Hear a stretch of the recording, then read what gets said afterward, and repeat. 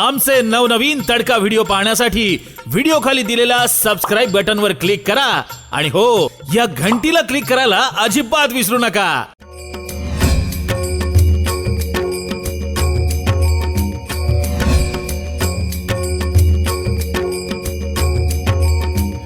जरा मानसशास्त्र अभ्यासा.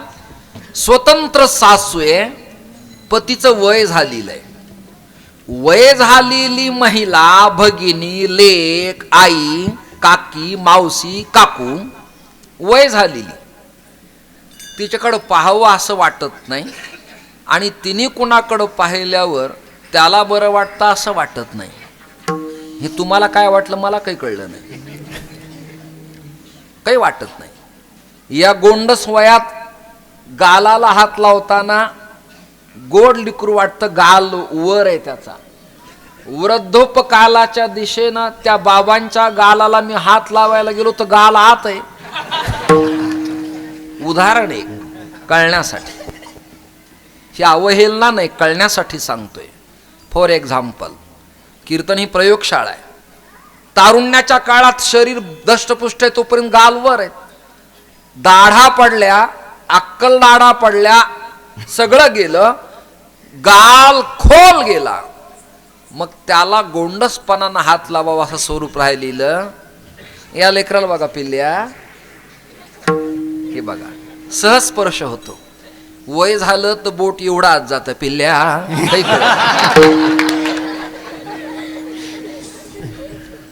अंगम गलितम पलितम मुंडम दशत विहीनम जातम तुंडम वृद्धो यापि गृहीत्वा दंडम तदपि न मुंचत आशा पिंडम. तरी आशा संपत नाही. वय झाल्यावर दिसायला स्वरूप बरं राहत नाही. मी म्हणत नाही संत प्रमाणे खोबऱ्याची वाटी झाले जैसे मुख. हा, नाकातनं तोंडातनं पाणी सांडायला लागतं, कानानं ऐकायला मिळत नाही, जॉइंट गुडघे त्रास देतात, सारखं बसता येत नाही, बसलं तर उठता येत नाही. हा काळ तुम्हाला मला सगळ्याला आज ना उद्या जवळ आहे. वृद्धांना हसू नका, तीच वेळ आपल्यावर आहे. टिंगल करू नका, निंदा करू नका. शरीर नाशवान आहे, जाणार आहे, खराब आहे, ते काही बरं नाही. ती म्हातारी अशी झालेली, आत्ता जे वर्णन केलं ना तशी. तिचं नाव सासू आहे, थकली आहे. ती उंबरठ्याच्या बाहेर पडली, कुणी तिला म्हणालं बाय आंटी, असं नाही. तिला कोणी मोबाईलला मिस्ड कॉल करणार नाही, मेसेज करणार नाही. एक उमेद, एक वय, एक ताकद, एक ऊर्जा ठराविक काळात असते. हे दोन मृदंग महर्षी ताकदीनं वाजवतायत ना, धीरकीट, घिडनग आणि तीरकीट. तोपर्यंत लोक यांना निमंत्रण देतात, पण थकल्यानंतर हाताला हात देण्याची वेळ आल्यावर सप्ताह करणारेच लोक म्हणत असतात, खूप वर्ष सेवा केली तुम्ही, आता विश्रांती करत जा. ही समाजाची पद्धती आहे. 100 वर्ष कीर्तन गावात करणाऱ्या लोकांना नाविन्य असं वाटतं आणि महाराजाला ते सांगतात, सप्ताह तुमच्याच कृपेने, यावर्षी सेवा दुसऱ्याला दिली, तुम्ही या, पण म्हणजे कसं आहे, आता वयाला सांभाळा. हे गोड बोलणं कसं विषासारखं, कल्पना करा. हा वयाचा परिणाम आहे. दशरथाचा एक केस पिकला, पांढरा झाला आणि आरशासमोर त्यांनी पाहिलं, मन खचलं त्याच. देशातल्या राज्यातल्या सत्तेतल्या कित्येक दशरथाचे सगळे पिकले, तरी आपल्या हातातलं कुणाकडेच देण्याची इच्छा होत नाही. मामान भातचा पुराण आणि काकान पुतण्या राजकारण, या बाबतीत न बोललेलं बरं, न बोललेलं बरं. ती म्हातारी गवळण पण स्वतंत्र, घराच्या बाहेर जाऊ शकत नाही, वय झालं आणि कदाचित गेली तर कन्हैया तिला असं नाही म्हणणार, मैया कितनी सुंदर दिखाई देती है तू. आ हा हा, अजिबात नाही. दुसरं प्रकरण, पारतंत्र्यातली सून घराच्या बाहेर जाऊ शकत नाही का? त्या काळातलं कमालीचं कर्मठपण आणि तिच्या राहण्याला, खाण्याला, पिण्याला, वागण्याला काटेरी कुंपणाचा प्रतिबंध. चहा घेऊन यायला सुद्धा तिला बैठकीत मुभा नाही. 13 बाय 15 बाय किंवा 16 बायच्या हॉलमध्ये येण्याकरता तिला त्रास. भिंतीला छोटासा दरवाजा, कोनाडा, आणि त्यातनं चहा दूध पाठवायचं, एवढी मर्यादा आणि भय. मग त्या काळात सून बाहेर पडली आणि मग कन्हैयाची बासरी ऐकली व स्वरूपाला पाहिलं आणि मग ती भुलली असं वाटत नाही. मानसशास्त्राचा अंदाज सांगतो तुमच्या समोर मी. मराठवाड्यात तुरळक पाऊस पडेल, समुद्र किनाऱ्याच्या मच्छीमारांना धोक्याचा इशारा देण्यात आलेला आहे आणि विदर्भात मुसळधार पडेल असा वेदविद्यालयाचा अंदाज आहे. हे मी बोलतो ते असंच पक्क आहे. ही प्रौढी कृपया कोणी मिरवू नये. हे सगळ्यांचे अंदाज आहेत, अंदाज आहेत. ज्यांनी लिहिलं त्यालाच याचे अर्थ नीट माहिती आहेत. बाकीच्यांचे सगळ्यांचे इकडनं तिकडनं मांडून अंदाज आहेत, अंदाज आहेत. माझा अंदाज आहे की सासू अशक्य आहे, सून अशक्य आहे. मानसशास्त्राच्या नियमाप्रमाणे कदाचित सणासाठी मुलीला 2 दिवस माहेरी आणलेलं असावं. नीट ऐका, 2 दिवस मुलीला माहेरी आणलंय. सासरवाडीत ती पारतंत्र्यात आहे, पण माहेरात आल्यावरती स्वतंत्र आहे. म्हणजे तिचं नाव आहे स्वतंत्र परतंत्र. आईला तिने आल्यावर विचारलं, आई बरी आहेस? आईने मुदा घेतला, कानवला घेतला, ओवाळलं, कुंकाचं बोट लावलं, गुळाचा खडा दिला, भाकरीचा तुकडा ओवाळून टाकून दिला, दृष्ट काढली पदरानं आणि कडकडून आलिंगन दिलं. ती म्हणली, बाळा तुला कधी सोडलं नाही मी. बोलता बोलता 2 महिने विवाहाला झाले. इति जातीचा काळ आहेस, तू आलीस, बरं वाटलं. घर भरून निघालं, नंदनवन वाटायला लागलं. आता मला जेवायला नाही दिलं तरी चालेल, ती आई आहे ना, मला बरं वाटायला लागलं. आणि तिने पण पिशवी फेकली आणि आईला आलिंगन दिलं. आणि मग ती एका सोपावर, पलंगावर, पर्यंकावर, ओट्यावर, मृगासनावर बसून सासूरवाडीतल्या घडलेल्या क्रमाला निवेदन करायला लागली. पण पुन्हा म्हणायला लागली, आई मी आजही माझ्या 15 दिवसात माझ्या शेजारची एक नवीन नववधू मैत्रीण झाली, तिला मी आठवणी सांगताना आई माहेरातल्याच सांगते. जुन्या स्त्रिया दळायला लागल्या ना तरी बुद्धी नावाची स्त्री विवेक नावाचा खुंट हातात धरायची, भक्ती सुखाचा घास भरवायची आणि वैराग्याचं दळण दळायची. पण ज्ञानाच्या खुंटानं खुंटा पक्काय का टेस्ट करायची. आणि मग दळता दळता तिच्या डोळ्यात पाण्याच्या धारा लागायच्या आणि ती माहेरातल्या आठवणी सांगायची. पिंपळाचा पार, पोपट मंत्र गातो, कपिल्या गाईचं वासरू, शेजारचे काका, माझी आई दळताना सुंदर माझे जाते ग, जनाईच्या ओव्या, आणि ती भावाला, काकाला, मामाला, आजीला, आईला आठवता आठवता रडते रडते. विज्ञानाच्या सगळ्या सुविधा तुम्ही स्वीकारल्या पाहिजेत, माझा विरोध नाही, आपण त्या युगात जगत आहोत. पण विज्ञानातलं सगळ्या पदार्थाचं स्वीकारणं म्हणजे आपलं जगणं हा आपला गोड गैरसमज. मिक्सरवरती ही आठवण नाही, कांडप यंत्रावरती ही आठवण नाही, पाखडताना, घोळताना, चालताना, झाडताना, सारवताना ही आठवण नाही. लिंबोणीला आलेला बहर आणि चंद्रमाचं शीतल शांत तेज प्रकाश, टिपोर चांदण आणि कोजागिरीचं दूध ही विज्ञानात आठवण नाही. लक्षात धरा तुम्ही. ती पोरगी सगळ्या आठवणी आईला सांगते, आई मी सासूरवाडीत लग्न झाल्यावर 1.5-2 महिने सगळे काढले, पण आठवणी मात्र मी सगळ्या माहेरातल्या सांगत होते. आई अजून एक विचारू, त्या सगळ्या गोपी आणि सगळे गोपाळ अजूनही गायी सांभाळतात का ग?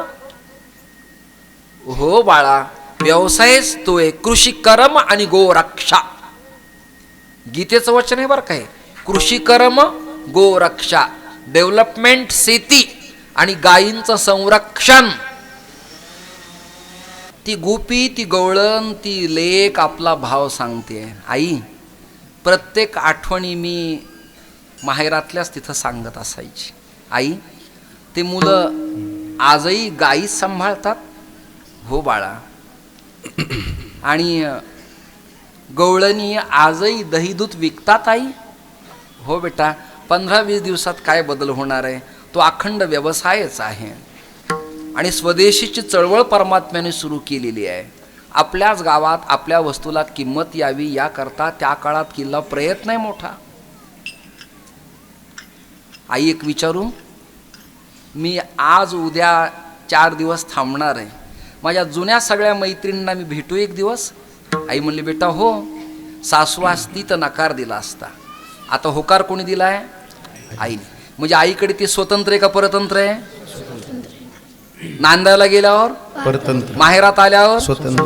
ती म्हणाली, आई मी जाऊ त्यांच्याबरोबर एक दिवस, मला वाटतं सगळ्या जणीमध्ये आनंद घ्यावा, त्यांच्यात जावं, मला वाटतं जावं त्यांच्यात एक दिवस. म्हणून जगाच्या पाठीवर माणूस किती मोठा होऊ द्या, आपल्या गावात आपल्या मित्रात जो आनंद आहे ना, तो विश्वात कुठेच नाही, कुठेच नाही, कुठेच नाही. सूर्यफूल दिवसभर उदयाला येतं, दिवसभर पाहतं सूर्याकडं, पण मावळताना मात्र ज्या जमिनीतनं उदयाला आलं त्याच्याकडं डुंकून पाहतं, हे प्रत्येकाला कळावं. जननी आणि जन्मभूमीबद्दल प्रेम असलं पाहिजे. आई, मला वाटतं दूध लोणी जे काही केलं असेल ना, ते विकायला दे. मला अनुभव पण आहे, मैत्रिणी पण आहेत, उदिमय होईल, अर्थार्जनही होईल. मी आली 4 दिवस, मला चोळी बांगडी कपडे लत्ते खाणं पिणं पुन्हा सगळं बांधून तिकडे पाठवायचंय. तू थकलीस, भाऊ लहान आहे, तुझी मान किलकिली झाली, डोळे छोटे झालेत, वृद्धोपकाल आहे तुझा. आई, मला जाऊ दे ना विकण्यासाठी.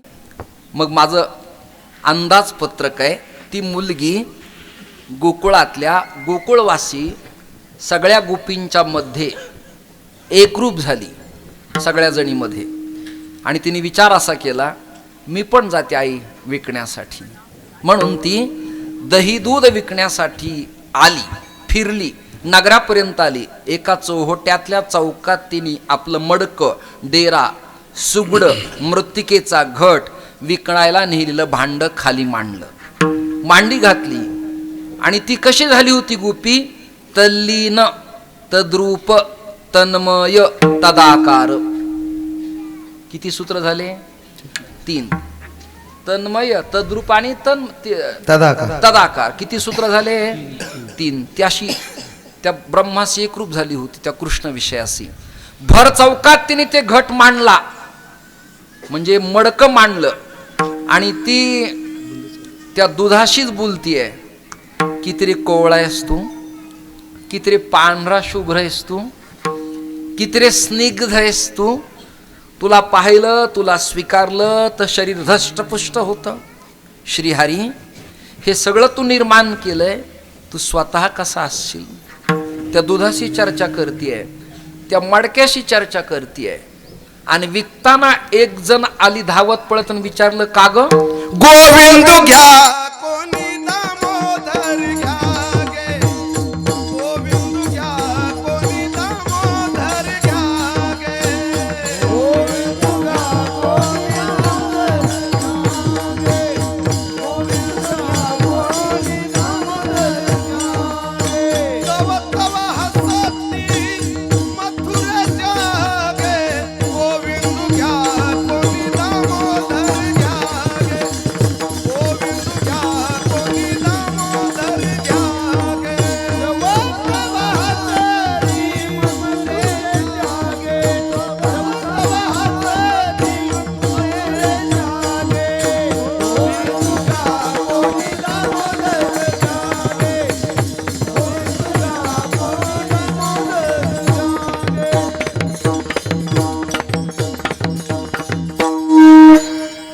ताई तू हे विकायला निघालीस खरंय, पण याचा भाव काय?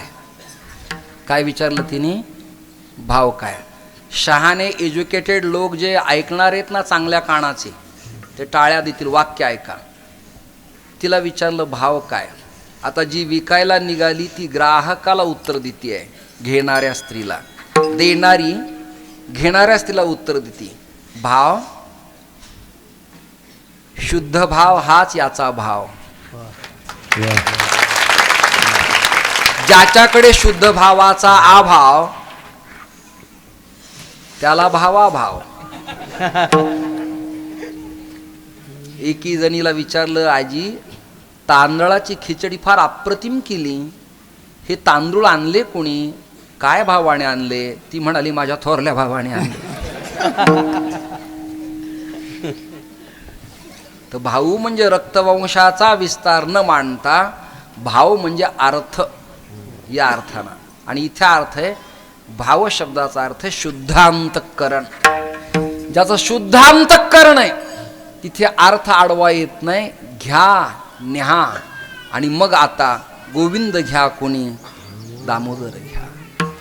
घ्या, तुम्ही घ्या, याला काही पैसा लागत नाही, काही नाही. आणि मी द्याई म्हणत नाही, उधारीवर आहे. काही रगा विकणारे जसे उधारीवर येतात इकडे, महाराष्ट्राला सवलतीतले आणि उधार फार आवडते. जाणकाराला एवढं वाक्य पुष्कळ झालं, पत्रकारांना तर खूपच झालं. महाराष्ट्राला उदार आणि सवलतीचे अधिक प्रिय आहे. मला सुद्धा फुकट तेवढे पौष्टिक आहे. काय करू आता, लक्षात येते त्याला मी काय करू. उपलब्ध पाहिजे, सहज मिळालं पाहिजे, मग बरं वाटतं. देण्याची इच्छा नाहीच नाही, घेण्याचीच इच्छा आहे. देवाचं तसं नाही, आधी देशील मग घेशी. विठ्ठल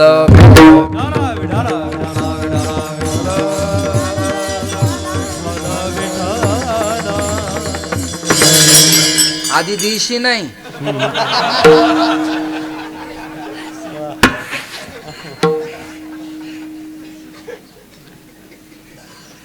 मी एका कीर्तनात म्हणालो, जाताना काहीतरी घेऊन जा. त्याने माझ्या चपलाच नेल्या. आणि एका कीर्तनात म्हणून काही देऊन जा, त्यांनी तंबाखू सिगारेट माझ्या पायावर ठेवली. म्हणून तेव्हापासून घेऊनही जा म्हणत नाही, देऊनही जा म्हणत नाही, अजिबात नाही. ती गोपी आपला भाव सांगतेय. मै भूली घर जाने बा,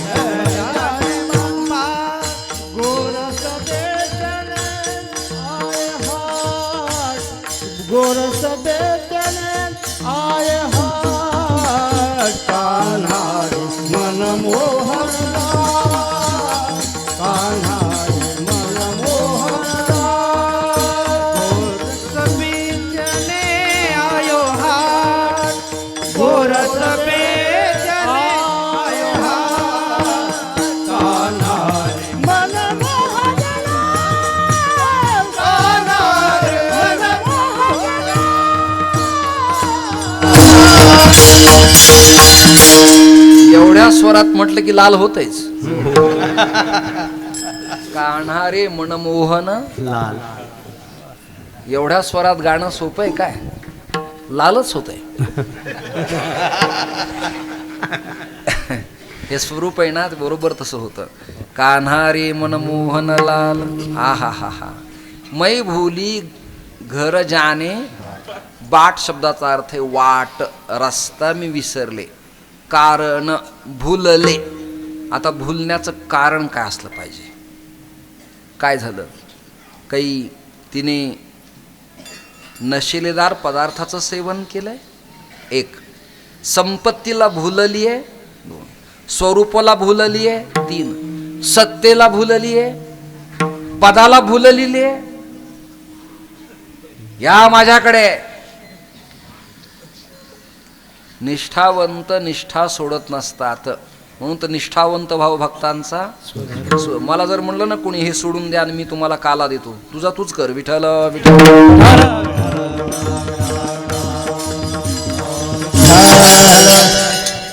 जे ठरलंय ते ठरलंय, सोडायचं कसं? तुम्हाला जर म्हणलं धागीनाथा सोडून रामकृष्ण हरी वाजवा, जमल का?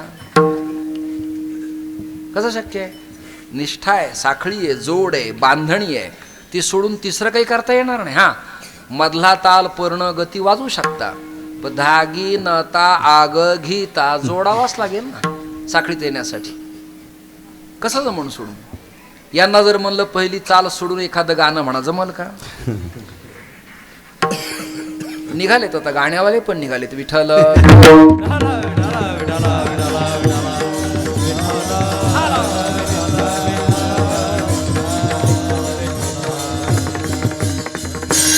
भुलण्याची कारण मीमांसा काय? परमात्म्याची बासरीच एवढी सुंदर वाजलेली आहे, सोहम ध्वनीचा नाद आहे, मी ब्रह्म याची अनुभूती आहे. आता पुढचं वाक्य आहे का? जी मुरली ती मुरली, जी मुरली. तुम्ही स्त्रियांना विचारा किंवा कीर्तन झाल्यावर घरी जरा मुद्दाम विचारा, कधी नसन विचारला, की कैरीच्या फोडी केल्या आंब्याच्या, मसाला घेतला आणि बरणीत टाकल्या आणि लगेच लोणचं गोड लागलं. तुम्ही तरी सांगा होय. 3, 2, 4 दिवस कपडा बांधायचा, तोंड बांधायचं, त्याला मसाला सोडायचा, सकाळी उठून त्याला आणि मग ते चवीने कसं लागतं? गोड लागतं, त्याला पाणी सुटतं, रसज्ञ होतं, ते रसज्ञ होतं, मुरल्या जातं. दही टाकलेलं थालपीठ केल्या दिवशी गोड लागत नाही, दुसऱ्या दिवशी चांगलं लागतं. बुवा असाच मुरल्यावर गोड लागतो. मुरली मुरली मनोहर रे माधवा, मुरली मनोहर रे माधवा, मुरली मनोहर रे माधवा, मुरली मनोहर रे.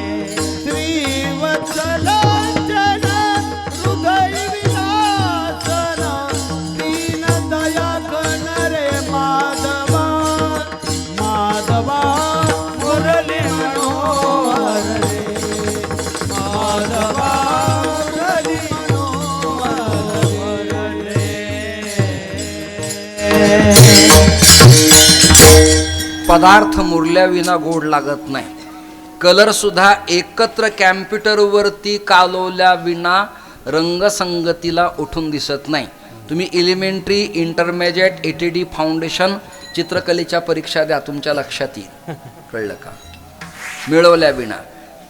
पाणी आणि कणिक एकत्र उत्तम कालवल्या विना त्याचा उंडा तयार होत नाही.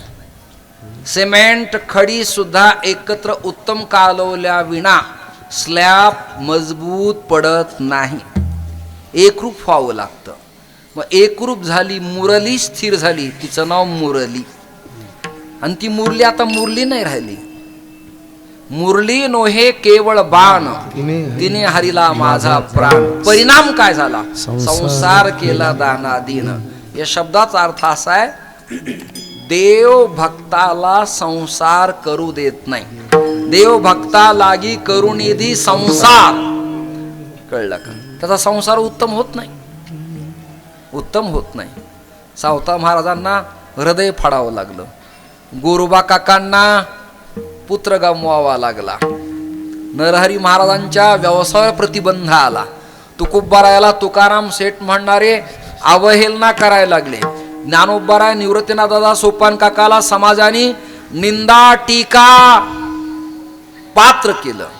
आजही लोक आपल्याला दिग्विजय यात्रा संपन्न झाली असं मानत नाहीत, टीकेला निंदेलाच पात्र व्हावं लागतं. सदैव आपल्याला सदैव दुःखाला सामोरं जावं लागतं. परमात्मा असं का करतो? परमात्म्याला माहिती, माईक मिथ्या पदार्थात याचं मन एकदा अडकलं की त्यातनं उठणार नाही. तेव्हा मन बसण्याच्या आतच त्याला हलवलेलं बरं. बुद्धीचे वैभव अन्य नाही दुजे. एकाकीशी राजे सकळ सिद्धी. ही बुद्धी अन्यत्र गुंतता कामा नये. ही जर या मुरलीशी मुरली तर आनंद होईल. म्हणून परमात्म्याने मुरलीचा ध्वनीनाद केला. वृंदावनी वेणुकवनाचा माईवा.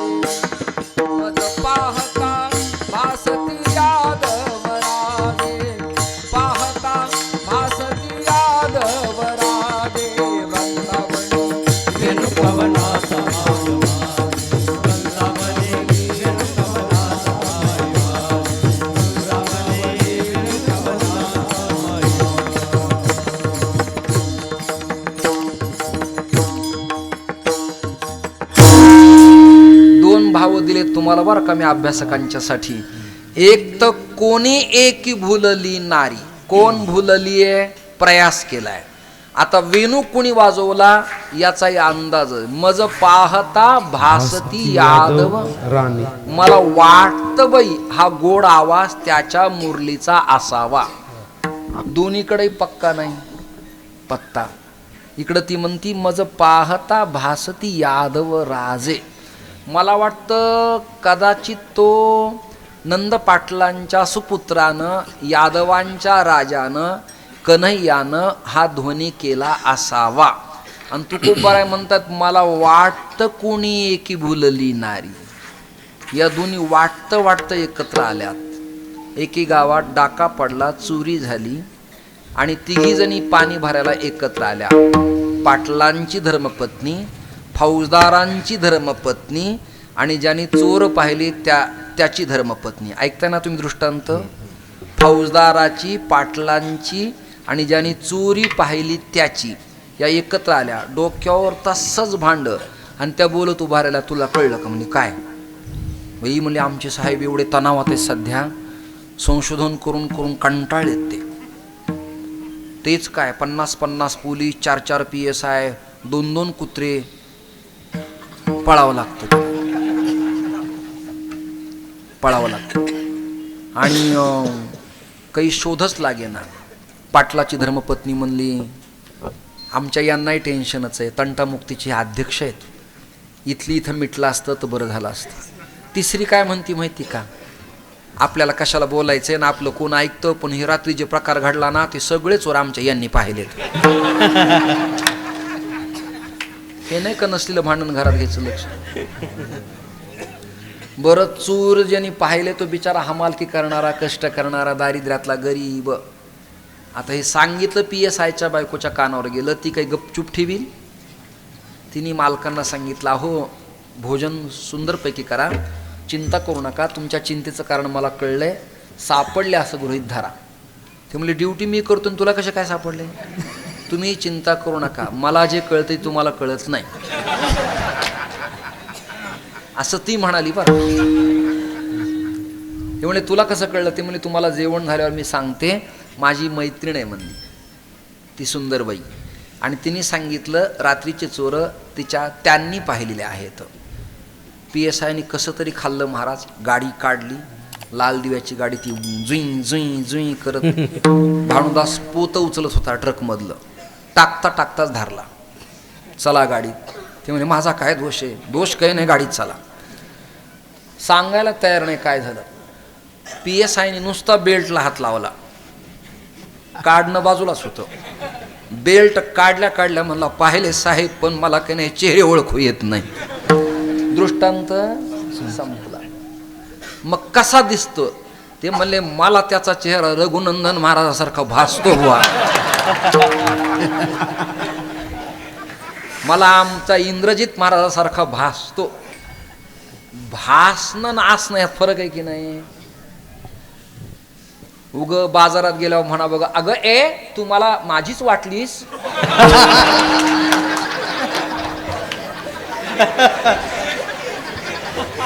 नाही का त्याचा सत्कार व्हायचा भरचा. अरे वाटणं भासणं फरक आहे की नाही. मला हा मुलगा माझ्या नातोंडासारखा भासला इथपर्यंत ठीक आहे. ठीक आहे. आणि तो जर म्हणला ना तुम्ही माझे आजोबा नाहीत तर मी तुझा आजोबा आहे का रे. त्यांनी मौन दर्शविलं या शब्दाचा अर्थ आहे नकारार्थी. मौनम सर्वार्थ साधनम. मज पाहता भासती यादव राजे. आणि त्या यादवाच्या राजाने हा ध्वनीनाद केला. संसाराची विल्हेवाट लागली आणि सगळं चित्त जडले हरीचे पायी.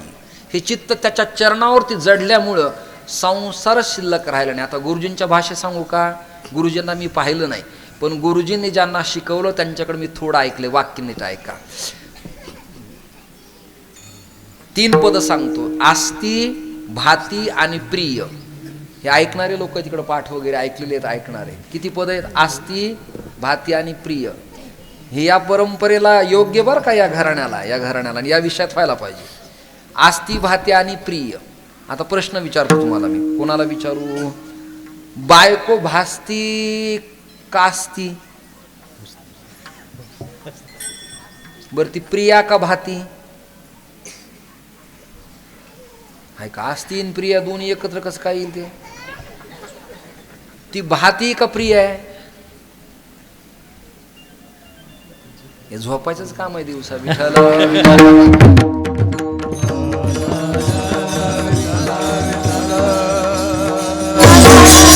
या घराण्यात आपण उत्सव करतोत ना, या घराण्यात गुरुजींची पद्धती अशी होती. सोपं सांगू का, तुम्हाला तुमची बायको भासती का आहे? आहे. बरं जगत मिथ्या आहे. जगतात जिल्हा आहे, जिल्ह्यात गाव आहे. मग गाव नाही, जिल्हा नाही, जगत नाही, मग बायको आहे का नाही? आहे का? आत्ताच हो म्हणता नाही म्हणता. आता यांची कुठं बसली असन तिथून ऐका. हे नाही म्हणतात माय तुम्हाला. विठाला